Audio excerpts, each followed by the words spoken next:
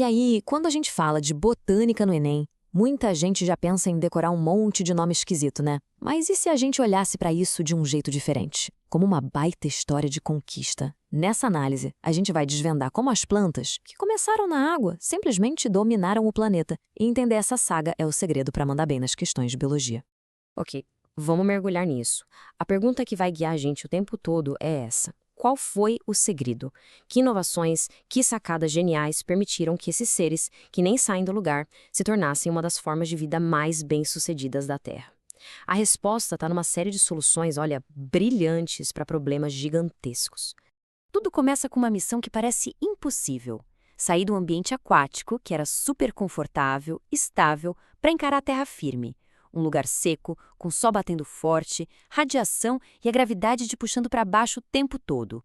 Essa foi a grande missão das primeiríssimas plantas. Mas antes de tudo, vamos só alinhar os pontos. O que é uma planta, afinal? Basicamente, a gente está falando de seres do reino Plantae.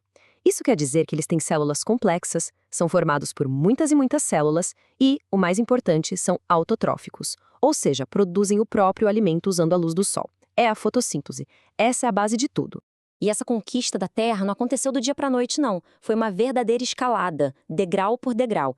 A gente vai seguir essa rota evolutiva, começando com as pioneiras, as briófitas, depois a invenção dos canos de transporte com as pteridófitas, aí vem a revolução da semente com as gimnospermas e a gente termina com o domínio total das angiospermas, que são as verdadeiras mestras do marketing.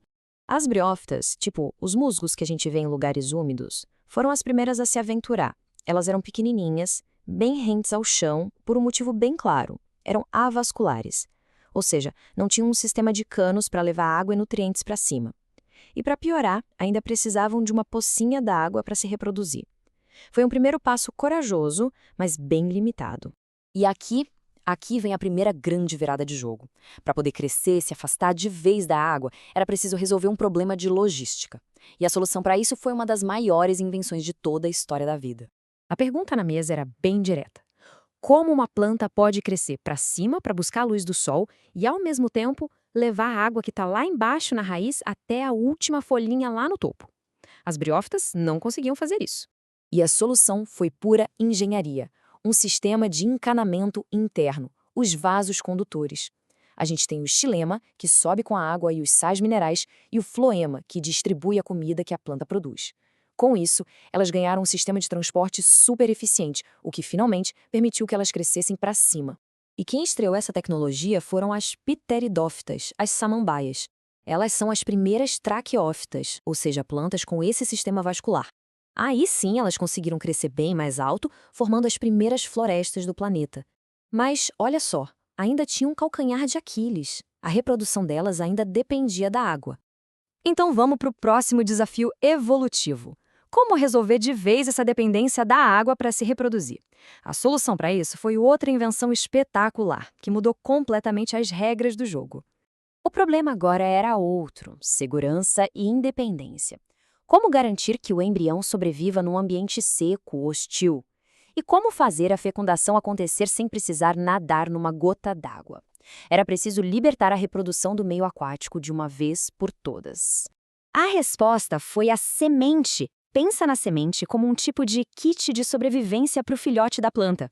É uma cápsula super resistente que protege o embrião do seco, dos predadores e ainda vem com uma lancheirinha cheia de comida para ele começar a vida. É uma revolução total. E o grupo que trouxe essa novidade incrível foram as gimnospermas, como os pinheiros. Elas foram as primeiras a ter semente. O nome gimnosperma quer dizer semente nua, porque ela não fica dentro de um fruto, sabe? E com a polinização pelo vento, o encontro dos gametas não precisava mais de água. A conquista da terra firme estava quase completa. Mas ainda faltava o golpe final, o checkmate. Uma última leva de inovações que não só permitiu a sobrevivência, mas que garantiu o domínio absoluto de um grupo de plantas sobre todos os outros. É que a polinização pelo vento, apesar de funcionar, era meio ineficiente, né? Era como atirar para todo lado, torcendo para acertar o alvo. E a dispersão das sementes também podia melhorar muito. Como fazer a reprodução ser mais precisa e a conquista de novos territórios ser mais eficaz? Foi aí que as angiospermas deram o checkmate com uma dupla de inovações geniais. Primeiro, as flores. Elas são como outdoors coloridos e cheirosos para atrair polinizadores, como abelhas e pássaros, garantindo uma fecundação direcionada. E depois, os frutos. Eles protegem a semente e, de quebra, transformam os animais em parceiros de transporte, espalhando a próxima geração por aí. É puro marketing e logística. Certo, essa história evolutiva toda é fascinante, não é? Mas, e na prática, como o Enem cobra tudo isso? Vamos conectar os pontos e ver como esse conhecimento se transforma em questões de prova. No Enem, é raro a botânica aparecer sozinha, isolada. Ela está sempre conectada com ecologia, tipo o papel das plantas nos ciclos de carbono e oxigênio, com adaptações como as plantas do deserto, as xerófitas, e também com biotecnologia, falando de transgênicos, hormônios vegetais, e claro, saber interpretar um esquema, um gráfico, é fundamental. E, óbvio, tem que saber o básico da função de cada parte, né? A raiz ancora a planta e absorve água, o caule sustenta e transporta a seiva, a folha é a grande fábrica de fotossíntese e as duas estruturas exclusivas das angiospermas, a flor para a reprodução e o fruto para a dispersão. É o básico que salva pontos preciosos. Um conceito que às vezes dá um nó na cabeça é o ciclo de vida, a tal da alternância de gerações. Mas de forma bem simples funciona assim. Tem uma fase adulta diploide, o esporófito, que produz esporos. Esses esporos crescem e viram uma fase haploide, o gametófito, que produz os gametas. A união dos gametas cria um novo esporófito. O que muda de um grupo para outro é qual dessas duas fases é a mais importante, a dominante. Agora, uma dica de ouro para não cair em pegadinha. Lembre-se sempre, gimnosperma significa semente nua. Aquela pinha do pinheiro não é um fruto.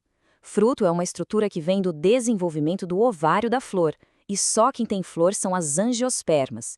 Essa é uma das confusões mais clássicas. Fica a dica. Então, para a gente fechar um checklist rapidinho, é preciso ter na cabeça a sequência evolutiva e qual foi a grande novidade de cada grupo.